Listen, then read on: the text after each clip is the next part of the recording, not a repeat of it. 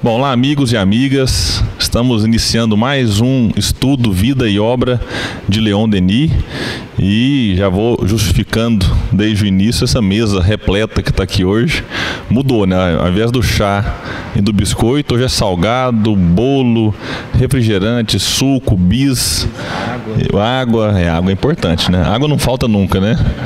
É porque era o líquido que o Leon Denis mais gostava, né? Então, em homenagem a ele, a água não falta, mas eu duvido que alguém vai beber água hoje, esse estudo aqui, viu? Mas está aqui.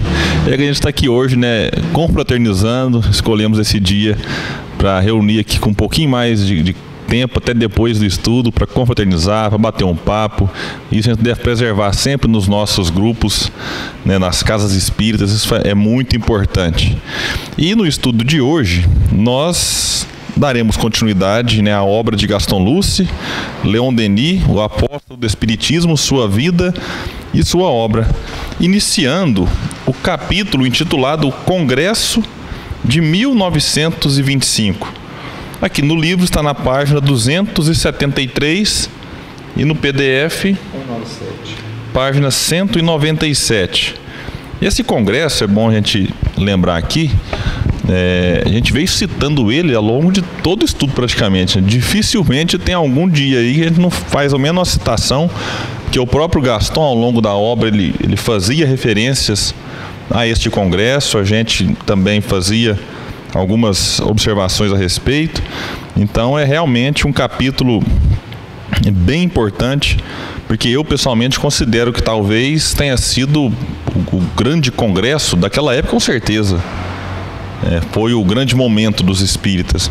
Mas ainda hoje, olhando, né, com certo distanciamento histórico, apesar dos inúmeros congressos feitos atualmente, mas muitos mesmo, a gente tem que ver que nessa época aqui, esse congresso ele foi muito importante para, de certa forma, reorganizar ali os espíritas. A gente vai falar alguma coisa aqui em termos de números, né?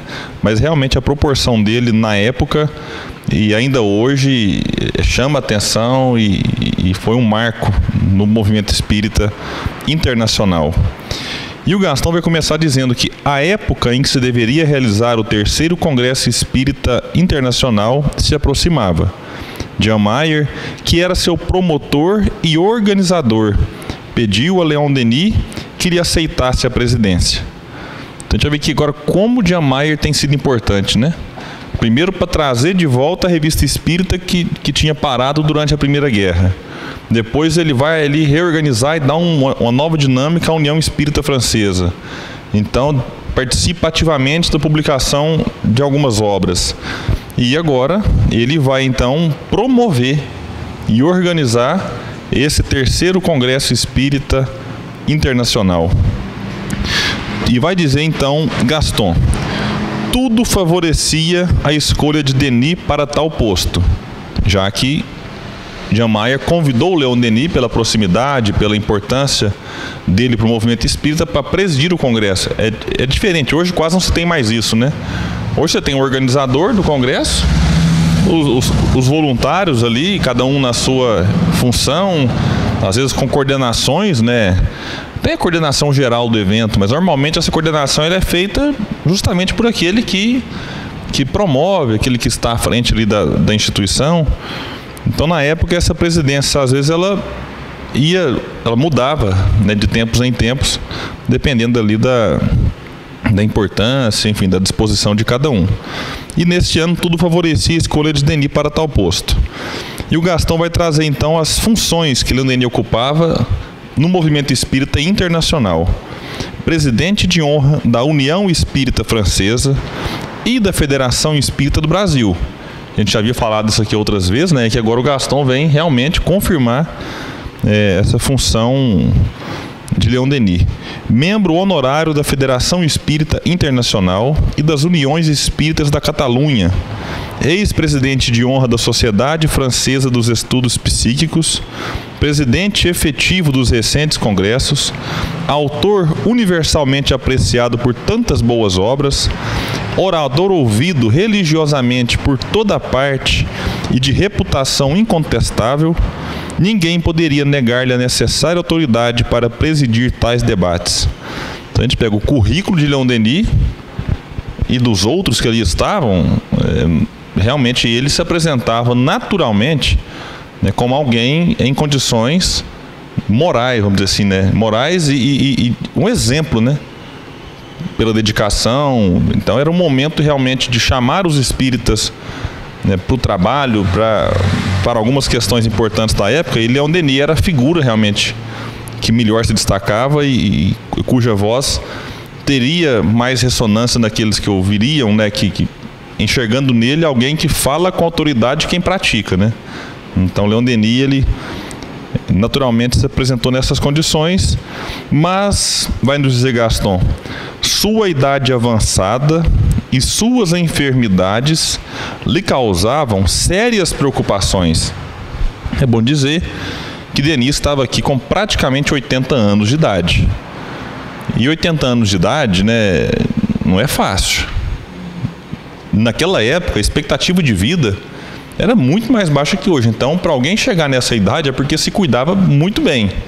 E Leon Denis estava ali, lúcido, mas praticamente cego, com dificuldades para se locomover. Então, realmente, a situação não era fácil. E aí o Gaston vai trazer a informação. Tendo uma amiga insistido para que aceitasse o convite, Denis retrucou com energia. Pensa, minha amiga, que eu vou presidir congressos perpetuamente? A preocupação com o sucessor, né? Vai ficar o tempo inteiro dependendo de mim, né? Tenho 80 anos, congressos já presidi muitos. Para mim é uma questão encerrada e bem encerrada. Então foi firme. Mas ele não contava com um detalhe, né? Sr. Gabriel? Tá, fica à vontade. Só para fazer um comentário dessa parte, que eu achei interessante, que assim, serve de reflexão para a gente, no movimento espírita, de 2 pontos de vista. O primeiro é exatamente a preparação que a gente tem que fazer para novas pessoas surgirem, né? Para dar espaço para novas pessoas se apresentar e surgirem e tomar os postos, né? O segundo ponto de vista é exatamente a atitude dele, né? De questionar se iria presidir congressos perpetuamente. Quando a gente vê muitas vezes pessoas querendo presidir perpetuamente, né? Assim, não querendo largar o osso mesmo. E se a gente não fizer isso que ele fez, a gente não tem sequência, né? Não tem sequência. Num centro espírita, num congresso, em algum trabalho. Então fica aí. Embora mais pra frente a gente vai ver que ele aceitou, né? Já adiantando um pouquinho. Mas ele fez essa reflexão íntima, né? Ele fez essa reflexão íntima. Fico feliz, não sou só eu que dou spoiler aqui, né?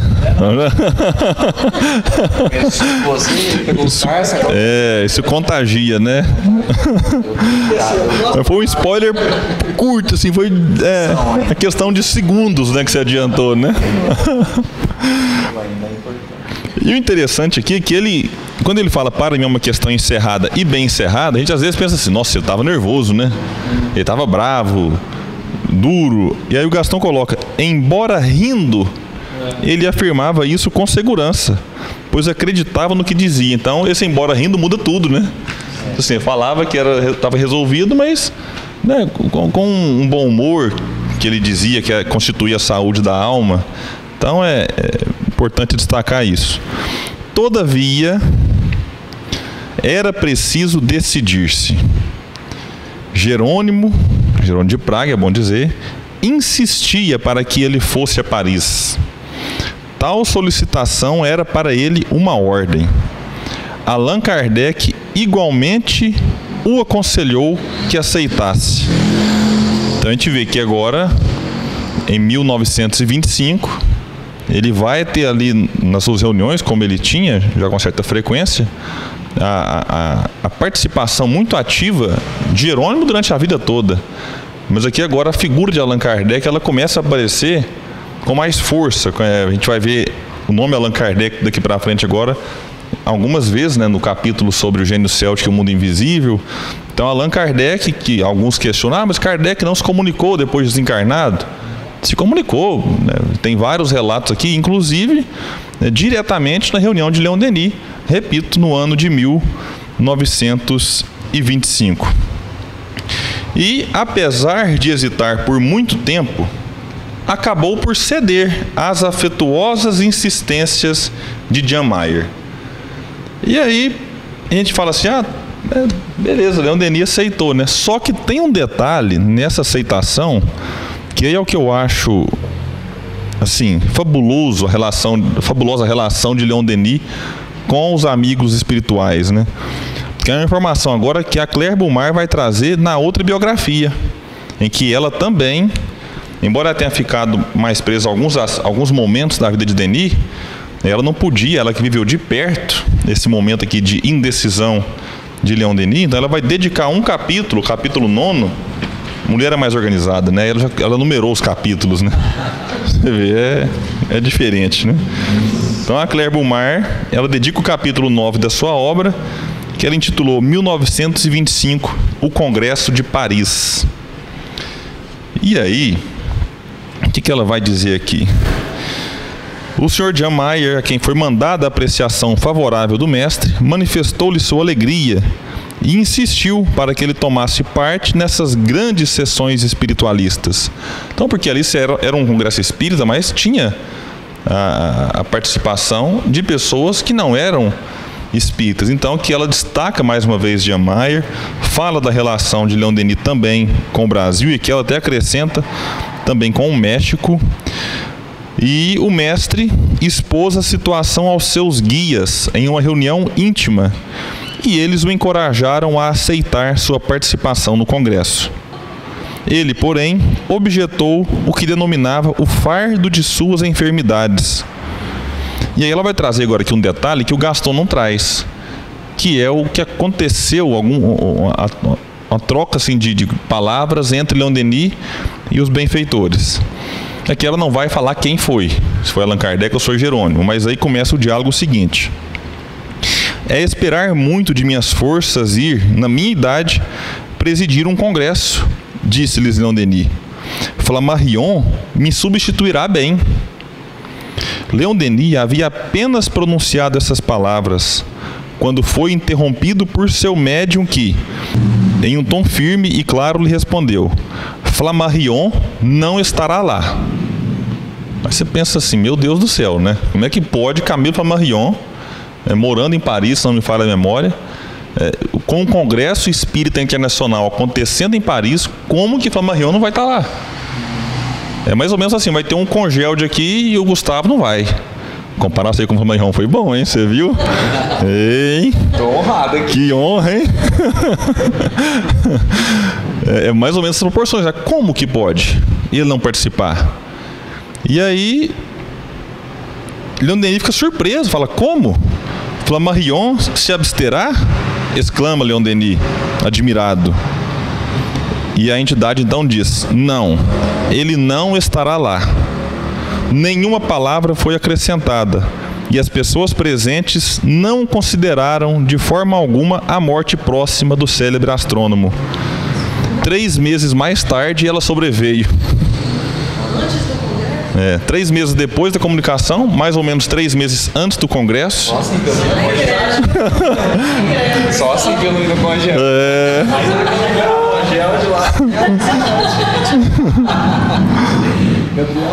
Não, quando eu li isso aqui eu fiquei assim, meu Deus, né? Tomando conhecimento do ocorrido, o mestre glorificou diante de nós, né, que ela participava, o eminente sábio, cujas obras haviam popularizado maravilhosamente uma ciência árida, colocando-a assim ao alcance de todas as inteligentes. Então aí Leon Denis fica sabendo, certamente se lembra. Agora ele fala assim, entendi, né? Por que ele não ia? Então olha, tem que confiar muito, né? E Leon Denis, obviamente, depois dessa comunicação, ele aceita o convite. Então ele aceita e já passa a assumir desde então essa condição de presidente.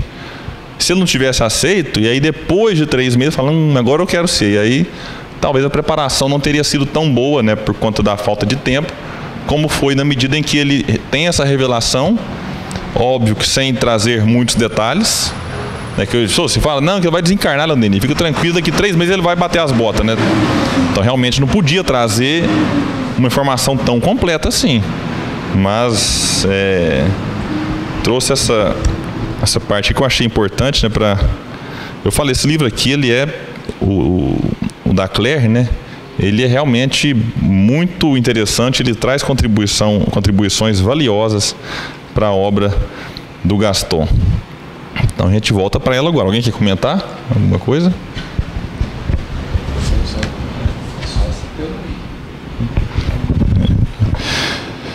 Bom, então vamos lá. Durante todo o verão, envolveram-no com seus fluidos benfazejos. Na véspera da partida, houve uma última sessão das mais emocionantes. Jerônimo veio conversar pela derradeira vez com seu filho, e Joana lhe confirmou a missão e lhe transmitiu forças novas. Não, assim, o cara tá indo para Paris, né? Aí faz uma reuniãozinha mediúnica, aí manifesta o Jerônimo, Joana, certamente outros espíritos aqui. Então, falta de motivação não podia ser, né? Mais motivado do que depois de receber tais palavras, não tem como. No dia seguinte, o apóstolo apareceu a seus amigos, vindos para cumprimentá-lo na estação, cheio de disposição e de entusiasmo, bem rejuvenescido. Aqui o Gaston não coloca, mas eu acho que ele ficou um pouco tímido também, mas a Claire vai colocar na obra dela que Denis não conseguia se locomover sozinho nem na cidade, então era impossível ele viajar, né, se não me engano aqui 4 horas de uma cidade a outra de trem sozinho. Então o próprio Gaston acompanhou Leon Denis, então é ele quem vai sendo ali o apoio ao lado dele durante toda a viagem. E deveria encontrar em Paris, não sei se vocês lembram, nos outros estudos a gente falou aqui, a mais acolhedora hospitalidade na casa da senhorita Chaise, sua antiga e gratuita secretária durante a guerra, e que se tornara proprietária de um importante hotel a 2 passos dos grandes boulevards. Então a Chaise, que era secretária dele, ela se desliga do trabalho para mudar para Paris, agora vira ali a anfitriã dele. Então, que obviamente era motivo também de muita alegria. E quando eu falei dos números, esse congresso que reunia os representantes de 24 nações, revestiu-se de uma capital importância. Aproximadamente 60 jornais deram cobertura às suas sessões, quase com imparcialidade. Então, isso aqui não eram jornais, todos eles espíritas. Então, um evento dessa proporção aqui, às vezes acontece hoje, né, quando tem um evento muito grande, aí vem um jornal, jornal normal, local, aí, de alguma televisão, um jornal impresso quase não tem mais, um jornal da internet também, e fazer uma cobertura. Então, olha a importância disso naquela época. Você ter 60 jornais cobrindo o evento, fala um pouco, eu acho, da importância. Era um espetáculo emocionante, disse o mestre, ver-se desfilar na tribuna homens de todas as raças e de todas as cores. Todos vinham afirmar, nas mais diversas línguas, a mesma fé na sobrevivência e na evolução infinita do ser, na existência de uma causa suprema, cujo pensamento anima o universo. Homens eminentes nas ciências e nas letras, tais como Sir Oliver Lodge, Conan Doyle e o Procurador-Geral Maxwell, deram suas formais aprovações aos vibrantes discursos dos oradores. Sentia-se perpassar sobre a assistência o sopro inspirador de uma multidão invisível, e os videntes confirmavam a presença de mortos ilustres, que tomavam parte ativa na elaboração de uma grande obra. Eu fico pensando às vezes, né, que assim como nesse congresso se tinha ali a presença desses chamados aqui mortos ilustres, é claro e óbvio que ainda hoje, em muitos congressos, eles se fazem presentes, eles estão ali no mundo espiritual colaborando da sua maneira. Eu me recordo, por exemplo, do congresso de 2004, quando comemorou-se os 200 anos de nascimento de Allan Kardec. lá em Paris, inclusive, em que o próprio Leon Denis, sempre presente nos congressos da sua época, agora porque está desencarnado não vai mais. A gente pensa assim, se ele tivesse encarnado ele iria. Então desencarnado, a não ser que ele esteja com outras funções, ou reencarnado, né, com outras tarefas lá em outros planetas, mas como ele continua ainda com a tarefa junto aqui na Terra, ele se faz presente, obviamente, em muitos e muitos congressos. E neste 2004 é que ele vai trazer uma mensagem belíssima, né, através do médium Divaldo Pereira Franco, que é aquela psicografia chamada psicografia especular, em que você só consegue lê-la se colocá-la de frente ao espelho ou contra a luz. E o detalhe é que a psicografia foi em francês, o idioma que o Divaldo não domina, não, né, conhece só ali os cumprimentos, né, como ele mesmo já disse algumas vezes. Então foi realmente um momento marcante, e quando se assiste o vídeo, é impressionante observar o impacto das pessoas, né? Quando, esqueci o nome do dirigente que vai fazer a leitura, quando ele vai anunciar, as pessoas meio que entram em êxtase quando ele cita o nome de Leon Denis, e na medida que ele vai lendo, parece que você percebe o magnetismo da fala, do que foi escrito nessa mensagem. Por exemplo, o próprio Denis vai se referir a Allan Kardec como Jan Hus, né, que a gente já falou aqui algumas vezes também, queimado lá na fogueira, ele cita, né, queimado na fogueira de Constança no ano de 1415, e aí Denis pede então ali a ajuda, pede o auxílio, né, de Allan Kardec, que segundo Denis já se encontra nos mundos celestes. Então realmente foi um momento importante, e em vários outros a gente percebe então que é óbvio que a figura desses espíritos espíritas reencarnados aí ao longo desses 162 anos de doutrina, eles se fazem presente, inspirando os oradores, inspirando os trabalhadores, não só no evento, mas a gente percebe aqui a preocupação de Jerônimo e Allan Kardec 6 meses antes, né? Então a gente não pode achar que um congresso ou um evento de menor proporção é obra somente nossa. Nossa, eu tive uma ideia de um congresso, né? Eu tive uma ideia de um encontro. Tá, a gente às vezes captou a ideia que vem do alto, e eu costumo brincar, a gente tem que fazer o possível para atrapalhar menos.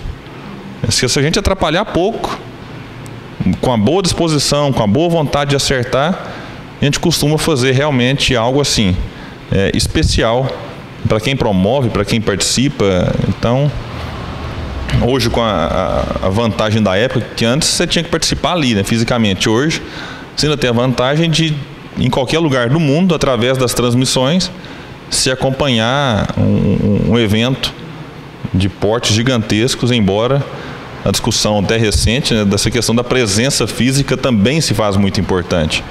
Mas diante da impossibilidade verdadeira, nada impede que a pessoa, à distância, que ela vai perder ali o afeto, o abraço, o aperto de mão, o sorriso, o carinho, mas ela vai pelo menos estar em contato com um pouco da energia daquele local e também com os ensinamentos, né, ali colocados pelos palestrantes.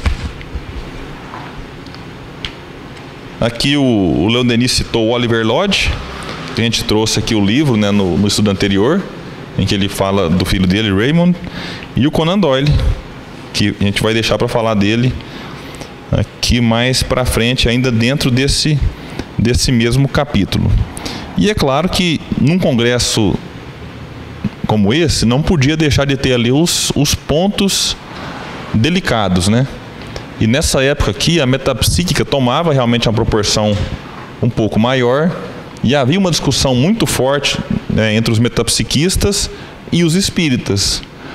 E Denis, né, com a energia de sempre, mas com respeito, ele marcava ali assim o ponto do espiritismo, as diferenças e talvez as semelhanças entre uma doutrina e outra.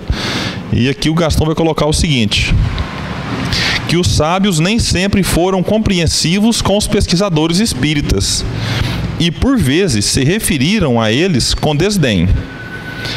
Nem sempre, aqui vai dizer Leon Denis, temos tido motivos para elogiar os metapsiquistas, principalmente depois do Congresso de Varsóvia. Ainda hoje, não há assunto algum no campo do psiquismo, sobre o qual estejamos completamente de acordo. Todavia, damos crédito a todos esses homens de ciência, na esperança de que suas inteligências e seu saber os aproximem, pouco a pouco, do ponto de certeza a que o Espiritismo já chegou há 3/4 de século.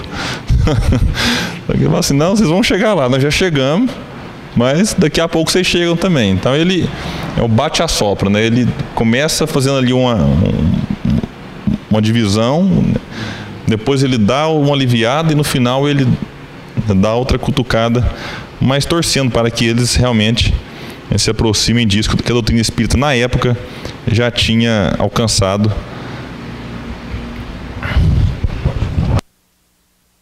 Eu queria fazer um comentário, porque a gente vem discutindo muito a questão do espírita se sentir mais do que os outros, né? Assim, eu sou espírita, então eu sou mais inteligente, então eu sei mais da verdade. E às vezes a gente pode olhar uma fala igual a essa do Leon Denis, né? Se aproximem pouco a pouco do ponto de certeza que o Espiritismo já chegou a 3/4 de século. E às vezes usar isso aqui para incentivar esse pensamento de que a gente está na frente. E a gente teve até a oportunidade de discutir muito isso esse final de semana, que na verdade isso aqui deveria trazer para nós uma noção de responsabilidade, não exatamente de que nós somos melhores, porque se nós acreditamos em reencarnação, eu também tenho que acreditar que eu posso vir na próxima evangélico. E se eu posso nascer na Índia, que o Espiritismo não tem força nenhuma, eu posso nascer na China. Então, pensar que o espírita, por ser espírita, é mais do que os outros, é uma bobagem. Então, a gente tem que olhar essa frase como de Leon Denis, ou a questão 798 do Livro dos Espíritos, né, que fala que o espiritismo se tornará uma crença comum, como responsabilidade que nós temos sobre o conhecimento que está sendo passado para nós, mas entender que isso aqui que eles estão dizendo não é colocando o espiritismo como melhor, é colocando como consequência da lei natural. Porque lá na 798, quando os espíritos vão responder, Kardec pergunta, né? O espiritismo se tornará crença comum ou ficará partilhado apenas por um grupo de pessoas? E eles falam, se tornará crença comum? Por que razão? Porque está na natureza. Então, por que o Leon Denis está afirmando que eles vão chegar? E nós também afirmamos assim que as religiões vão chegar nas conclusões espíritas. Por quê? Porque o espiritismo está na natureza. Não é questão de ser melhor ou pior. É questão de ser natural. Naturalmente vão chegar. Então, naturalmente a gente vai percebendo que o pensamento vai evoluindo para poder captar e poder entender as verdades da lei de Deus. Então, eu queria só fazer esse comentário assim, para a gente não pegar isso aqui e achar que a gente é melhor que os outros e passar a menosprezar a religião do outro. Lá, é católico, coitado. Ou evangélico, como é que pode acreditar nisso? A gente acredita num punhado de coisa também, que é mentira. Então, assim, é pegar essa frase e entender que ele está dizendo isso porque o espiritismo está na lei natural, e isso aqui traz uma responsabilidade muito grande, porque nós não vamos poder alegar ignorância.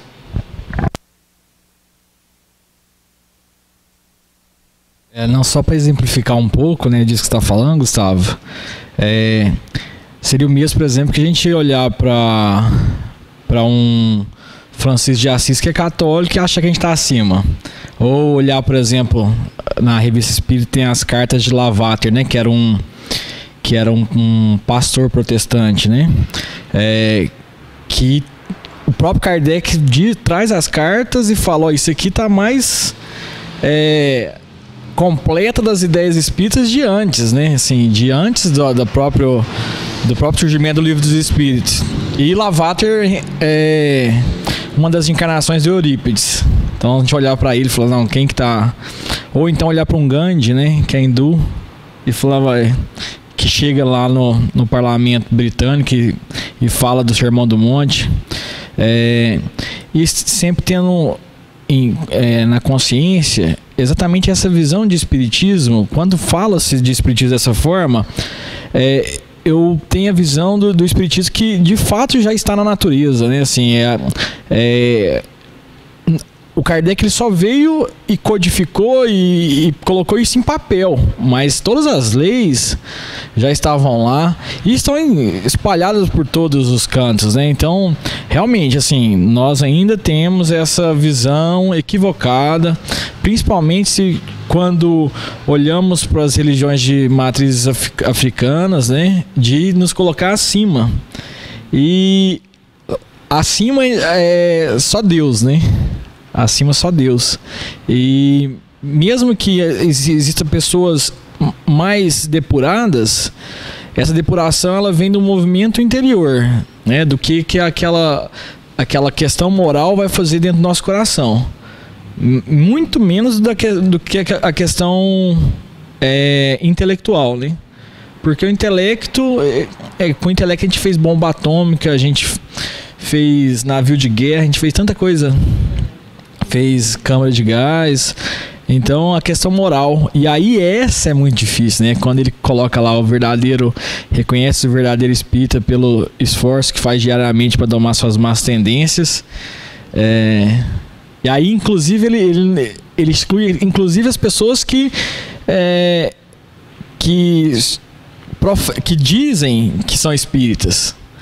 Porque se uma pessoa faz um esforço danado para domar suas más tendências, para fazer a sua transformação moral, e ela não se diz espírita, ela é um verdadeiro espírita ou ela não é um verdadeiro espírita? Talvez ela... Não, com certeza ela é um verdadeiro espírita. Porque ela está fazendo o que todos nós deveríamos estar fazendo.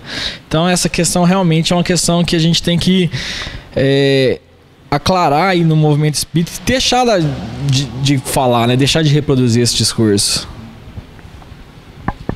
É muito bacana você ter citado esses nomes aí, porque realmente amplia e nos traz realmente para o devido lugar, né, da não superioridade pelo simples fato da crença. Você citou Francisco de Assis, né? A gente pensa, mas na época dele não tinha espiritismo como se tem hoje. Você citou o Gandhi, que já é contemporâneo aí à doutrina espírita. Eu pensei assim, vou pegar uma aqui agora do catolicismo, Madre Teresa. Você pega no protestantismo, você tem a figura de Albert Schweitzer, prêmio Nobel de 1952, você tem o Martin Luther King. Então, assim, em várias áreas, né? Um no campo mais religioso, outro mais no campo social, político. Então você tem em várias frentes pessoas que a gente pensa também que pessoa para ser evoluída tem que ser religioso, né? Falei isso? Se está fora da missão religiosa, naturalmente ele não é evoluído, ele não é um ser superior, né? Então a gente tem que trabalhar também isso. Às vezes não achar que o espírita, mas o religioso é superior aos demais pensadores e aqueles que trazem contribuição para a humanidade. Então é importante isso. E continuando aqui na obra então, e foi bom que nesse intervalo eu me alimentei. O pessoal às vezes... E o câmera me ajudou, ele falou assim, eu vou focar no Gabriel, você pode comer à vontade, viu? Só que, coitado, ele tá agoniado, ele não tá podendo se alimentar ali, né?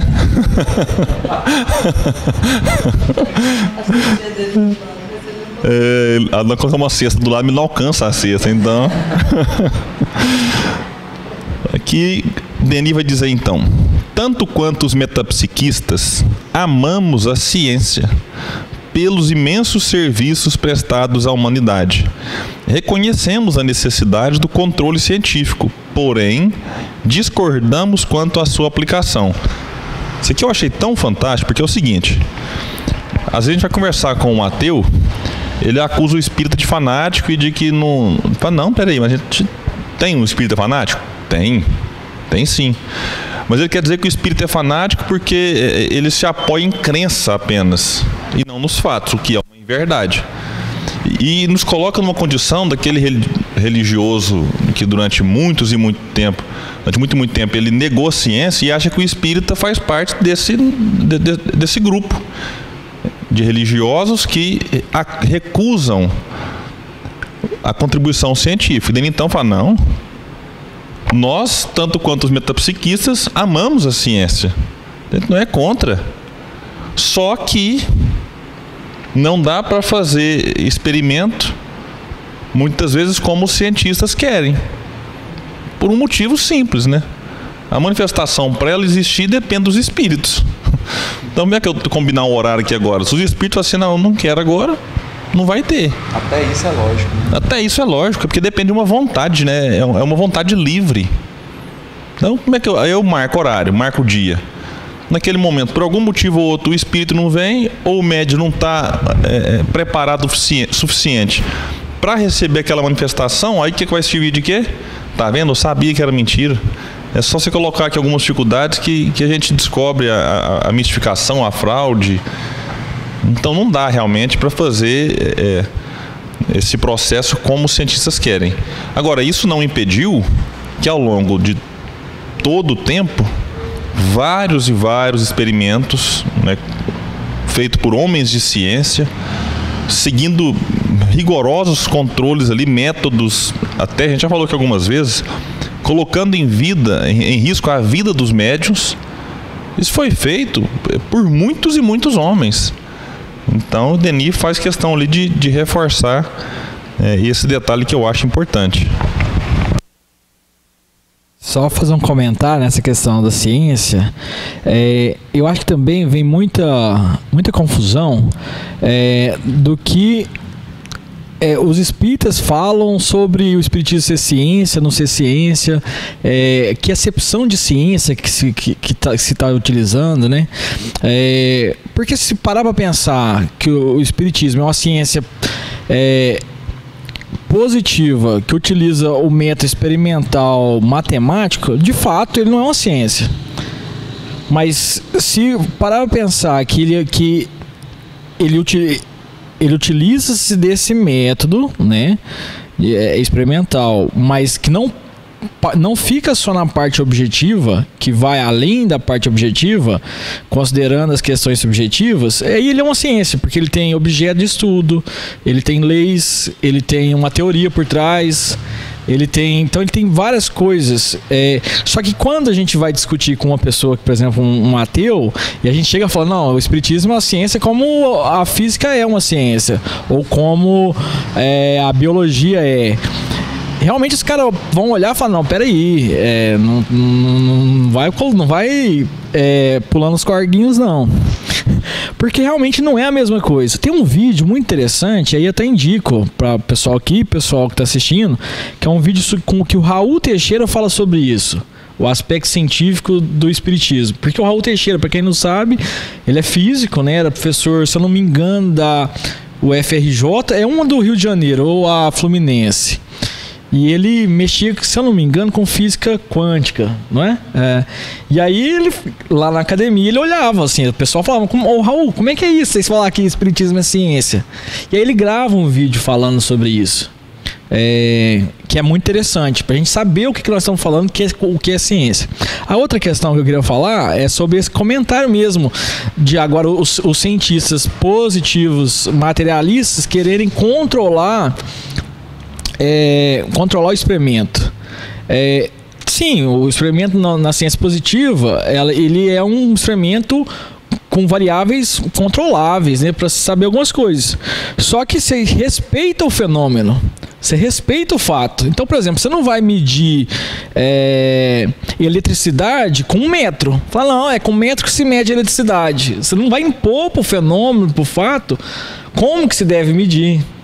Da mesma forma, esses cientistas têm que olhar o fenômeno espírita e respeitar o fenômeno espírita, e a partir do fenômeno espírita pegar as ferramentas necessárias para se estudar de forma científica, né, de forma mais com rigor, os fenômenos espíritas. E aí o Kardec traz todos, né? Ele vai falando, não, por que a gente utiliza esse?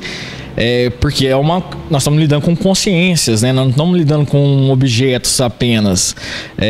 Então qual que é o método que a gente vai usar? Vai usar o método de vários médiuns em locais diferentes e por aí vai. Então vale bem a gente estudar isso para poder falar, até para dialogar com os jovens hoje, porque o que acontece hoje é que o jovem chega na faculdade, lá vai começar um curso de biomedicina, os caras começam a ficar céticos também. Fala, não, peraí, começa a estudar aquilo, e ver que realmente o que se falava que era ciência no espiritismo, quando eles faziam mocidade, era um trem totalmente diferente. E aí chega lá, é difícil fazer eles voltarem para o espiritismo, porque também eles ficam imbuídos daquelas ideias positivas, materialistas, que só tenha o experimento, matemática, etc. E aí, Gabriel, os argumentos que a gente vai ler numa obra como a de Leon Denis, por exemplo, refutando as acusações de fraude, porque aí os cientistas da época tentavam explicar tudo, né? E Denis, no livro No Invisível, por exemplo, ele vai refutar uma a uma, assim, mas não... Ele vai falar de transmissão do pensamento, por exemplo. Denis defende a ideia. Opa, é possível a transmissão do pensamento, a telepatia.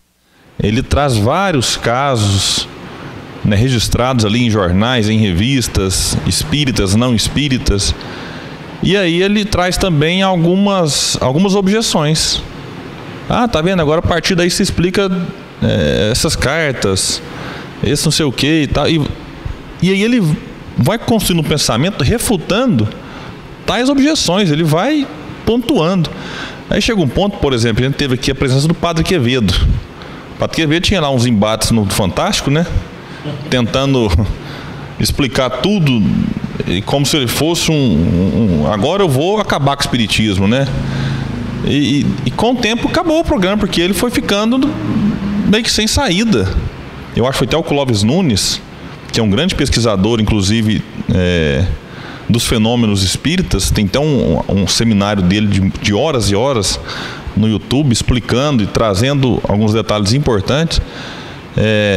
Então, para quem estuda, você não fica sem argumento. Leon Denis, por exemplo, mas esse aí é o inconsciente coletivo. O Padre Quevedo usava muito esse negócio de inconsciente coletivo, que não sei o quê, a força que fica por aí de repente alguém capta isso. Denis fala, tudo bem, então me explica, como que o inconsciente coletivo vai explicar um molde de uma mão, de um braço, feito de parafina com os dedos fechados? Como? Me explica como. Porque tem coisa que você vai colocar assim, não, isso é ilusão, pessoa, evidência, né? Não, ele falou que viu, mas não viu. Isso aí, tudo bem. O cara psicografou. Não, isso aí ele inventou, o cara estuda muito, então como ele estuda muito, ele tem ali, aí vai treinando, consegue escrever rápido. Tá, então beleza. E a incorporação? Na incorporação é isso. E a psicofonia? Que são coisas diferentes, né, Gustavo? É bom ressaltar, né? E a psicofonia? Não, isso aí é ele mesmo, é anímico. Tá aí o molde de parafina de um braço com punho cerrado. Isso aí é o que então? Não, isso aí é alguém que pegou o braço e colocou numa parafina quente borbulhando. Aí ele tirou, colocou na água fria. E aí fez o molde. Como é que ele tirou? Porque a nossa mão é mais grossa que o punho. Então, você não, supondo que a pessoa conseguiria resistir à temperatura, ela não consegue tirar, porque o punho não passa sem quebrar. Então, porque colocou na água fria, o molde está feito, e qualquer tentativa de retirar, você vai quebrar o molde. E o molde está intacto. Denis coloca detalhes que às vezes depois que ia estudar, tinha lá até o formato da unha, alguma coisa dos pelos aqui na mão. Como que se explica isso sem levar em conta a manifestação espiritual? Então isso é ciência. Isso é um dos muitos casos, né, de efeitos físicos que não deixam dúvidas, né, nenhuma da existência e dessa relação dos espíritos, né, com o nosso mundo. E aí eu fico me perguntando assim, o tanto que a reencarnação ela é patente, né? Porque o negar a religião demonstra, aí minha opinião, essas pessoas que negam, né, a ponto de realmente perderem a crença, para mim são pessoas que tiveram uma decepção muito grande com a religião, né? Porque se a gente for pensar assim, qual que é o problema de falar que existe? Qual que é o problema de falar que espírito existe? Que isso vai... E que mal que faz? Que faz? Assim, admitir que existe... Fiquei menos inteligente, sabe? Por porque eu assumi que existe espírito. Pelo contrário, agora que eu assumi que existe, aí eu tenho muito mais coisa para estudar, muito mais coisa para explicar, muito mais coisa para entender. Porque falar que o universo é obra do acaso é muito fácil. Aí você fala assim, não, Deus é a causa primária. Fala, meu amigo, isso aí dá um problemão, dá pano pra manga pra você discutir. Então assim, eu fico pensando, né, qual que é o problema? Qual que é o problema de falar assim, não, espírito existe. Porque isso não deveria fazer com que eu deixe as coisas rolarem soltas, até porque o Gabriel colocou bem, o espiritismo é uma ciência no sentido de que ele estuda, ele tem um objeto de estudo que é diferente do objeto de estudo da física, da biologia, da matemática, da química, né? Porque aí é o que Kardec coloca no que é o espiritismo. O objetivo do espiritismo não é explicar a vida em Marte. Não é vir aqui, espírito vir e falar, a vida em Marte é assim, assim, assim. Não é. O objetivo do espiritismo é estudar a relação dos espíritos do plano invisível com o plano visível. Ponto. Essa é a ciência espírita, né? Então, qual que é o problema de assumir que existe? Daí a gente vê, assim, essa mágoa, né, com a religião. Que a pessoa traz isso, né? E isso tem que ser trabalhado com o tempo. Porque se a gente for ver no final das contas, seria muito mais... É muito mais difícil quando você assume que existe, né? Não fica mais fácil. Pelo contrário, né? E aqui o Gastão vai colocar então alguns detalhes, né, do congresso, que era maravilhoso de ver com que tato, com que facilidade, com que autoridade o velho apóstolo, quase cego, conduzia esses importantes debates, pondo cada um em seu lugar, afastando as digressões, velando para que a ordem do dia fosse respeitada. Grande número de seus companheiros de luta, entre os quais o saudoso Henri Souce, ali estavam, felizes por ouvirem pela última vez, e aí era a última mesmo, viu? O Gastão fala várias vezes que agora aposentou mesmo, né? Agora aqui vai aposentar. A voz persuasiva e ardorosa que os havia outrora arrastado, sustentado e reconfortado na batalha das ideias. Quantos admiradores, uns de cabelos encanecidos e outros exuberantes de juventude, exultavam por conhecerem, enfim, o autor dos belos livros que lhes haviam trazido a consolação e a esperança. As felicitações, os elogios, as mais tocantes demonstrações de respeito e de veneração chegavam a ele. Esses testemunhos, onde se percebia a maior sinceridade, eram, sem dúvida, agradáveis ao seu coração, porém, na sua modéstia, causavam-lhe constrangimento. Então fiz questão de trazer esses detalhes para a gente ver como deve que era bom, né? Assim, que Denis já tinha vários anos, desde o Congresso de 1913, que ele praticamente não saía mais de Tours. E nem todo mundo conseguia ir até lá conhecer Leon Denis. Então eu fico pensando para os espíritas da época, né? Aquele famoso autor, aquele homem que escreveu tantas obras, que era ali o centro das atenções do movimento espírita do mundo, de repente se vê lá nesse congresso, e aí o pessoal vai fazer ali as homenagens. E eu esqueci de citar no começo, mas ainda tá em tempo, é que quem quiser saber um pouco do que foi falado por Leon Denis e por Gabriel Delany nesse congresso, tem aqui esse livro chamado Leon Denis e o Congresso Espírita Internacional de Paris de 1925. Então é também um livro que a gente recomenda. Ele vai trazer aqui no índice, só para o pessoal saber, que traz a data, né, de 6 a 13 de setembro de 1925. Ele é publicado pela editora Allan Kardec. Aqui traz uma apresentação, vai falar do congresso, vamos para outra parte da exposição espírita, discurso do senhor Leon Denis, discurso do senhor Gabriel Delany, traz a biografia de Gabriel Delany, o discurso do Conan Doyle, a biografia de Conan Doyle, outras palavras de Leon Denis, traz a história do desenvolvimento do espiritismo em Tours, que o próprio Denis vai citar nesse congresso, e o discurso de encerramento do senhor Leon Denis. Então, a gente sempre tem, eu já falei isso aqui uma vez, vou repetir, aqueles pedidos assim, ó, depois que eu desencarnar eu preciso fazer algumas coisas, né? Se eu tiver algum direito, algum pedido para ser atendido, né? Eu falo, deixa eu assistir esse congresso, deixa eu ver como que foi, né? Então E aqui mais alguns detalhes que o Gastão vai trazer. Uma palavra amável, um sorriso, um aperto de mão e rápido ele se esquivava. Eu não queria ficar ali, vou usar um termo, né?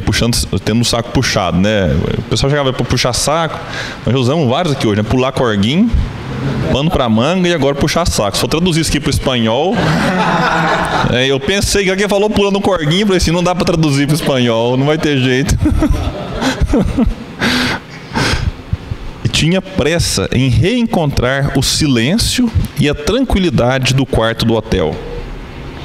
Foi durante esse congresso que se firmou definitivamente a amizade de Leon Denis com Arthur Conan Doyle.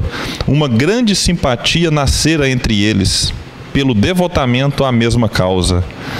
Então é aqui que a gente vai ver agora essa amizade que até então era na base das cartas trocadas. Agora aqui eles se encontram, se conhecem, e aí eu penso que esses dias foram rápidos demais para tamanha amizade. Lembrando, talvez quem acompanha essa gravação pulou algum episódio aí, o Conan Doyle traduziu. Nosso produtor tá comendo agora, não aguentei que eu ouvi. Ele conseguiu, igual menino, né? Cara de alegria dele. O Conan Doyle traduziu Joana d'Arc do francês para o inglês. É bom fazer essa ressalva importante. E os dois homens mantinham entre si a maior consideração. O bom gigante inglês se curvava perante o ancião quase cego. Conduzia-o com uma solicitude encantadora pelos meandros dos corredores e da sala da sociedade dos sábios e o ajudava a se sentar à mesa. Eu li num outro livro, não sei se foi o da Claire ou num outro artigo a respeito, de que o pessoal ficava encantado de ver Conan Doyle não desgrudava de Leon Denis. Onde ele estava, Conan Doyle estava ali de braço dado, né, amparando o velho ancião vagarosamente pelos corredores do salão. Então, e muitos se emocionavam, né, porque às vezes tinham visto Leon Denis no outro congresso 12 anos antes, né, com uma outra força, com uma outra disposição. Quando se vê, por exemplo, acontece com o Divaldo. Eu que já conheci o Divaldo velho, né? Que o Divaldo tá velho tem muito tempo já, né? O Divaldo me perdoe, mas tá com 92 anos agora quando a gente grava o programa, né? Então, falar do Divaldo velho já tem um certo tempo, né? Mas quando eu o vi pela última vez agora em Goiânia, a gente grava esse programa aqui em dezembro de 2019. Eu o vi agora em março de 2019 pela última vez pessoalmente. Eu fiquei assustado. Eu fiquei no intervalo de 2 anos, e na última vez eu tinha visto ele chegar caminhando tranquilamente, sozinho, e agora eu vi ele chegando numa cadeira de roda, e quando foi subir no palco ali, tendo que ser ajudado, auxiliado com uma bengalinha por causa do problema que tem de coluna. Então no intervalo de 2 anos, o Divaldo teve já, né, algumas dificuldades a mais. Então, para o pessoal que tinha visto o Leon Denis em 1913, vê-lo agora 12 anos depois, sendo ali amparado, porque não conseguia caminhar sozinho realmente, era de emocionar mesmo. E aí, o bom mestre sentia-se encantado por isso. Como é Conan Doyle? Eu o enxergo muito mal. Ele é muito grande, respondíamos. Tem uma bela cabeça redonda, olhos cinzentos e bigodes à gaulesa. E Denis falava, não é anglo-saxão. Vejam seu nome, Conan, o chefe. É um nome bretão. O tempo todo ele tentando relacionar alguém com os gauleses, com os celtas, né, de alguma forma. Tentando dizer assim, isso aqui é da minha família, né? Isso aqui tá lá no lugar errado, vamos dizer, né? Tinha que estar de cá. Leon Denis estava inteiramente maravilhado com a organização da Casa dos Espíritas. Casa dos Espíritas, também onde foi feito esse evento, também construído ali pelo Jan Meyer. Então, Jan Meyer, mais uma vez, mostra a sua importância. Então aqui Niemeyer vai agradecer aos presentes, aos congressistas. Leon Denis, rompendo com seus hábitos de recolhimento, aceitou o convite de seu amigo. Aqui está falando a respeito do Niemeyer. Do seu amigo que convidara os congressistas para uma recepção na terça-feira, 8 de setembro, na rua Copernic. Eu lembro aqui de um dado momento, eu acho que a Claire que traz esse relato, não sei se foi o Gaston, de que Denis, ele, quando o pessoal chegava nessas festas aqui, a recepção que fala é alguma confraternização, algum evento social ali dos espíritas, e às vezes alguém chegava e servia para ele ali um vinho, um champanhe, e ele disfarçadamente não bebia bebida alcoólica de jeito nenhum. Aí ele esperava alguém olhar para lá e ia lá perto de uma planta e jogava a bebida fora para é pro santo, né? Então ele realmente não ingeria nada de álcool. E na véspera da partida, um lanche de despedida foi servido em homenagem a Leon Denis, sob os cuidados de sua amável hospedeira nos salões do hotel, sendo convidados apenas os amigos íntimos de Denis. O casal Niemeyer, então Niemeyer era casado, na informação que a gente tem, em momento algum ele falou, mas agora já fala, tinha vindo cumprimentar e agradecer ao seu velho amigo. Antes de seu retorno, a senhorita Charbonnel, da Ópera de Paris, uma de suas mais fiéis admiradoras, cantou para ele, com sua voz privilegiada, algumas das áreas escolhidas de seu repertório. Foram levantados numerosos brindes à sua saúde e ao sucesso da causa espírita. Denis estava deveras feliz. Não quis deixar Paris sem antes repartir o pão da amizade. Interessante a referência aqui, né? O pão da amizade com o pastor Vautier da Gallier, professor de teologia na Sorbonne. E aqui eu já vou dar um spoiler, que talvez depois eu esqueça, né? Tem que dar, né? Nós já falamos aqui algumas vezes da amizade de Denis com padres, com pastores, até do Vautier já foi falado. Mas aqui é importante que quando Denis desencarna, ele deixa um pedido, né, para que o seu corpo não fosse sepultado antes que o pastor chegasse de Paris para fazer ali, ele queria que fizesse o discurso de despedida. Então, quem discursou por último, se não me falha a memória, foi o pastor, né, antes do corpo de Denis ser sepultado. Então, era uma amizade verdadeira. E sabe que ele pensava que era superior ao pastor, hein? A provocação aqui do que a gente falou hoje. Certamente que não, né? Então, ele sabia que cada um cumpria a sua função. E o último livro lido por Leon Denis, na verdade, foi inclusive o livro escrito por esse pastor, que se chama As Disciplinas da Alma. Então, e eu tenho esse livro para ler e até agora ainda não... Então, quando eu descobri, falei, não, vou ter que ler também, né? Só não consegui ainda. O Chico psicografou já. Dizer que o último livro que o Chico psicografou, ele já leu. Às vezes, não sei se deu o pessoal ouvir, né? Então, realmente era uma relação de muito carinho ali entre os dois. E no dia seguinte, o velho mestre voltava para Tours, levando de sua viagem a melhor e a mais reconfortante das impressões. Tudo tinha saído bem. Desse labor, junto com espíritas de todas as nações, nascera verdadeiramente uma amizade geradora de reconforto e de esperança. A nova revelação despertava indubitavelmente as atenções gerais. A semana que terminara em verdade tinha proporcionado bastante alegria ao apóstolo espírita, que não manifestava o menor traço de fadiga, e dizia: fui poderosamente ajudado. Meus amigos invisíveis me sustentaram. Como duvidar do valor desses socorros? Então, mais uma vez, Denis se rende aqui ao auxílio espiritual. E como o capítulo chegou ao fim, eu vou só lembrar de alguém pesquisa aí a passagem de Richer, por favor, lá no Crônicas de Além Túmulo, porque me lembrei aqui que Richer que foi o fundador do metapsiquismo. E aí aqueles embates aqui de 25, e Richer vai desencarnar em 35, portanto 10 anos depois. Não, é Crônicas dessa da outra vida. Né? Não, é Crônicas de Além Túmulo. E a gente vai ver, né, como que o Richer, que Leon Denis faz elogios no Congresso, né, pelas pesquisas mediúnicas, mas ali pouco tempo depois o próprio Richer se afasta praticamente por completo daquilo que ele defendeu, daquilo que ele havia escrito, daquilo que ele havia experimentado, e vai desencarnar, né, aí o Humberto Campos, né, com seu estilo, né, ele vai trazer aqui algumas informações. E a primeira aqui que Jesus ele chama o anjo de morte para conversar, né?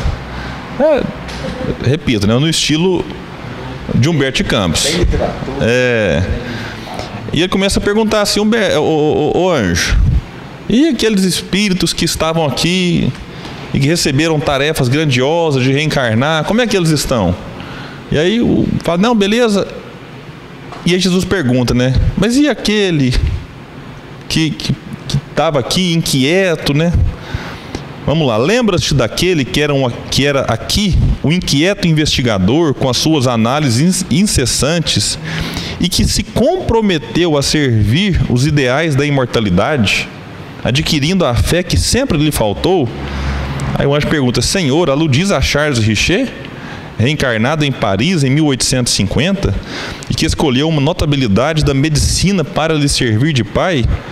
E Jesus fala assim, isso, justamente, né, pelas notícias dos meus emissários, apesar de sua sinceridade e da sua nobreza, Richer não conseguiu adquirir os elementos de religiosidade que fora buscar em favor do seu próximo.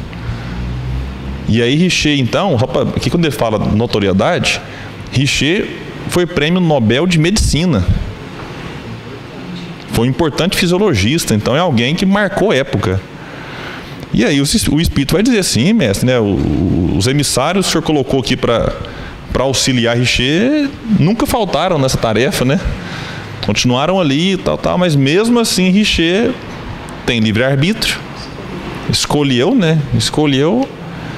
outro caminho. Contribuiu muito, mas ele escolheu outro caminho. E aí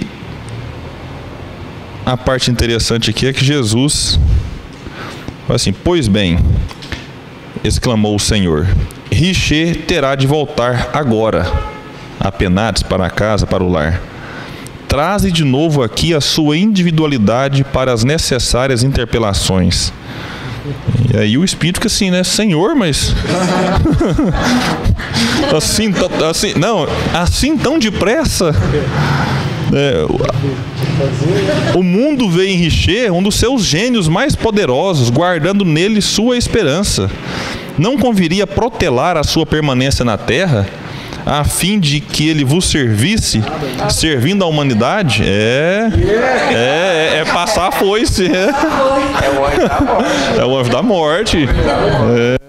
Traz ele aqui. E aí eu só fiquei torcendo para quando chamar o anjo da morte, esse aqui ser o meu. Porque o anjo da morte começa a defender o Richer, fala, não, mas deixa ele lá, o pessoal tem uma esperança enorme nele, né? Esse anjo da morte é bonzinho demais, né?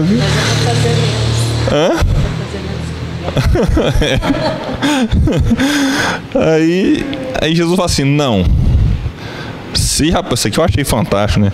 Se após 85 anos de existência sobre a Terra não pôde reconhecer com a sua ciência e a certeza da imortalidade, é desnecessária a continuação de sua estada nesse mundo. Falou, anjo da morte, o cara tá lá, tem 85 anos, até hoje ele está em dúvida se a alma é imortal ou não. Então continuar mais para quê? Pode trazer para cá mesmo, né? Mostra pra ele que é imortal. Porque assim, trazer ele, desdobra ele no sono. Aí não.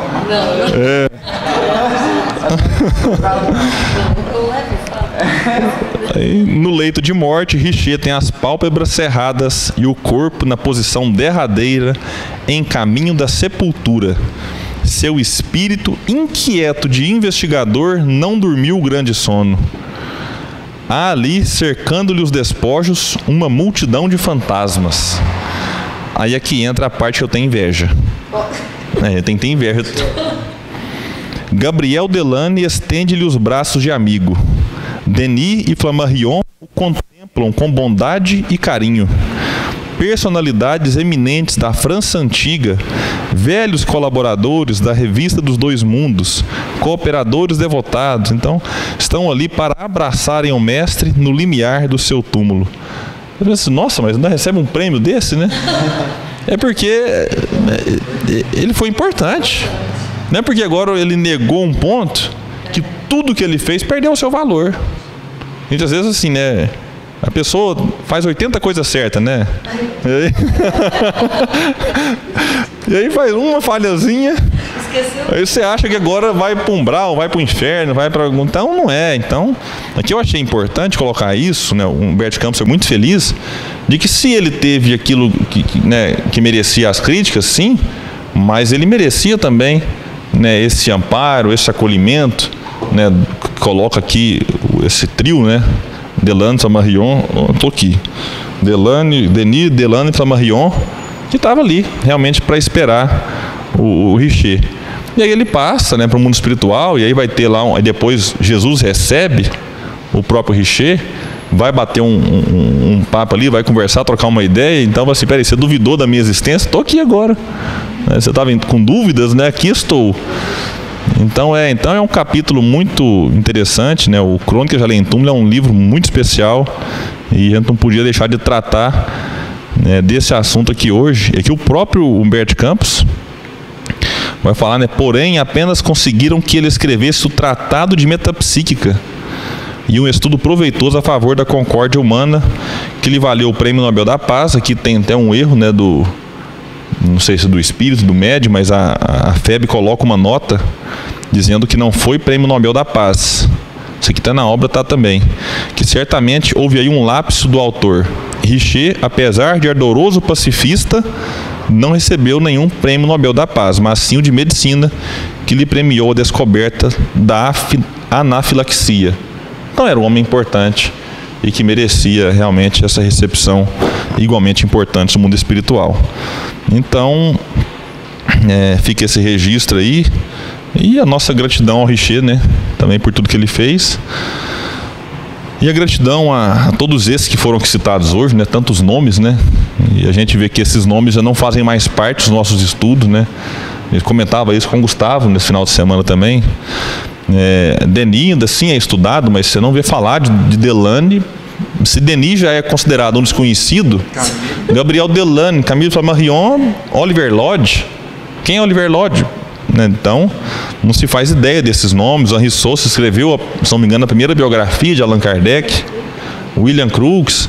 Então você tem aqui. Então você tem Aksakov.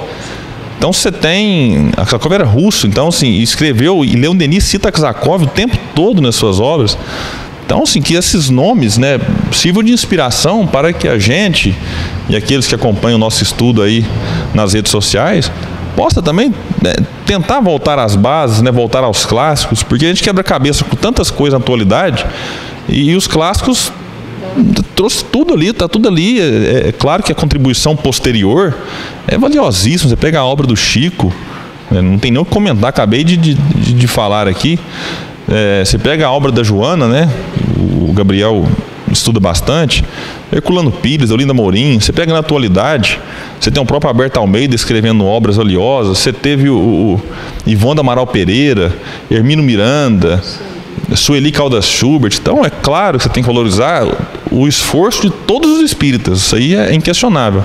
Mas a gente tem que valorizar aqueles que vieram antes, porque eles enfrentaram batalhas que a gente não faz nem ideia, e apesar de tudo isso, contribuíram, né, de maneira muito forte e muito lúcida, e a lucidez faz muita falta atualmente. Então, que a gente aproveite o que eles deixaram para nós.